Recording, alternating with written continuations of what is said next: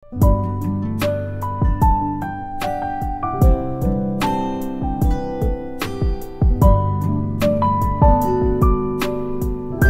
আলাইকুম প্রিয় শিক্ষার্থী, সবাই ভালো আছো? আমিও আছি আলহামদুলিল্লাহ। আজকে আমি তোমাদের রসায়ন দ্বিতীয় পত্রের প্রথম অধ্যায় অর্থাৎ পরিবেশ রসায়ন, এই রসায়নের কিছু গাণিতিক সমস্যা নিয়ে তোমাদের সমাধান করব ইনশাল্লাহ। বা বয়েল চার্লস অ্যাভোগাড্রোর সমন্বয় করে যে আদর্শ গ্যাস সমীকরণ পেয়েছি, পিভি সমান এনআরটি বা পিভি সমান এন এর জায়গায় ডাব্লিউ, তো আসি আমরা এখন মূল বিষয়। দেখো, আমি এখানে একটা উদ্দীপক দিয়েছি। এটা এ গ্যাস আছে এই পাত্রে, যেটা 300 মিলিমিটার মার্কারি চাপে 800 মিলিলিটার আয়তন এবং 30 ডিগ্রি সেলসিয়াস তাপমাত্রা সম্পূর্ণ প্রক্রিয়াটা আছে। এবং এখানে আছে বি পাত্রে, বি গ্যাস, এটা 250 মিলিমিটার মার্কারি চাপে 500 মিলিলিটার গ্যাস। এখন এই উদ্দীপকের আলোকে আমার এখানে দুইটা প্রবলেম আছে, যেটা আমরা সমস্যার সমাধান করব। বিষয়টা কিন্তু খুব গুরুত্বপূর্ণ। আমরা এরকম বিষয়গুলোই কিন্তু দেখা যাবে পরীক্ষায় তোমাদের আসে, যার জন্য আমি যেগুলো খুব বেশি বেশি গুরুত্বপূর্ণ টপিকস বা প্রবলেম, সেই প্রবলেমগুলো আমি ইনশাল্লাহ সলভ করব। তো প্রথমে দেখো, এখানে আমি লিখেছি একটা প্রবলেম যে উদ্দীপকে এ গ্যাসে, মানে এ গ্যাস বলতে এই পাত্রে যে গ্যাসগুলো আছে সেই গ্যাসে অণুর সংখ্যা নির্ণয় করো। অর্থাৎ এ পাত্রে কতগুলো অণু আছে, এ গ্যাস এখানে অণুর সংখ্যা। তো দেখো, অণুর সংখ্যা যখন আমি নির্ণয় করতে চাইবো, সেইখানে আমাকে আদর্শ গ্যাস সমীকরণের যে বিষয়টা, দেখো এই এন এর প্রয়োজন। এন মানে আমরা কি জানি? মোল সংখ্যা। আর মোল সংখ্যা বের করতে পারলেই কিন্তু সেখান থেকে অণুর সংখ্যা আমরা পেয়ে যাব। অর্থাৎ তার মানে আমার এই 1 নম্বর যে প্রবলেম সলভ করতে হলে আমাকে আসতে হবে আদর্শ গ্যাস সমীকরণে। তাই আমরা 1 নম্বর প্রশ্নের সমাধান করব। তো 1 নম্বর প্রশ্নের সমাধান করতে গেলে প্রথমে আমার প্রয়োজন কি? কোন সমীকরণ? আদর্শ গ্যাস সমীকরণ। তাহলে আমরা কি জানি? পিভি সমান সমান এন আর টি। এখান থেকে মূলত আমাকে বের করতে হবে এন মানে মোল সংখ্যা। মোল সংখ্যা সমান হয়ে গেল পিভি ডিভাইড বাই নিচে চলে আসবে আর টি। এখন এইখানে যে বিভিন্ন তোমার মানগুলো দেওয়া আছে এই সমীকরণে, দেখো এই যে আরটাকে বলা হয় মোলার গ্যাস ধ্রুবক। এই ধ্রুবক মানে কি? এর মানটাও কিন্তু ধ্রুবক।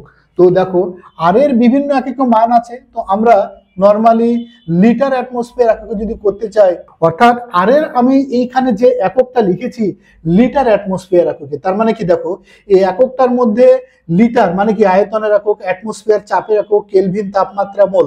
তো এই যে আমি লিখলাম যে মানগুলো একক, এটার উপর ভিত্তি করে কিন্তু আমার অন্যান্য মানগুলো কিন্তু আমার ভিন্ন থাকলে এই এককে আনতে হবে।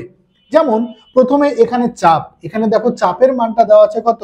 চাপ দেওয়া আছে 300 মিলিমিটার মার্কারি, এটা দেওয়া আছে। কিন্তু আমি এখানে দেখো ধ্রুবকের মধ্যে যে আর এর মানের মধ্যে যে চাপের একক লিখেছি সেটা কি?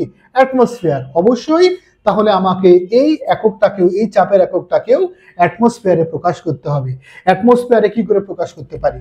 অ্যাটমসফিয়ারে যেতে হলে দেখো এই যে 300, এটাকে আমার ভাগ করতে হবে মিলিমিটারের যে আদর্শ মানটা আছে সে মান দিয়ে।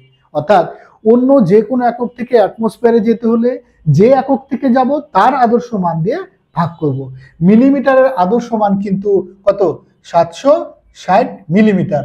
এখন এটা কিন্তু হয়ে গেল অ্যাটমসফিয়ার এককে 0.395, এটা হয়ে গেল কিন্তু অ্যাটমসফিয়ার।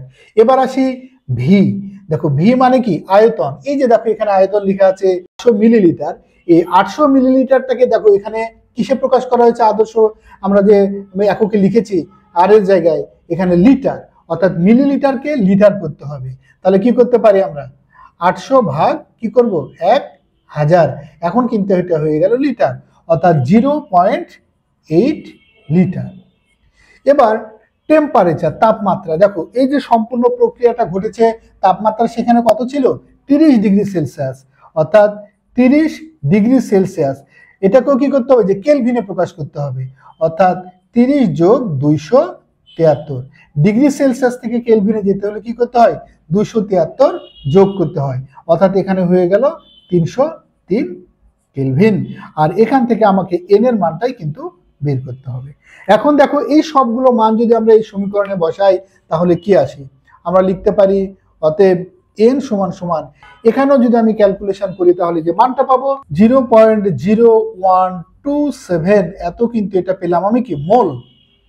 মোল পেয়ে গেছি। এখন মোল পেলে সেখান থেকে আমরা অণু সহজে বের করতে পারি, কেননা এটা আমরা জানি যে সব সময় 1 মোল যে কোনো গ্যাসে কতগুলো অণু থাকে, অ্যাভোগাড্রোর সংখ্যক থাকে।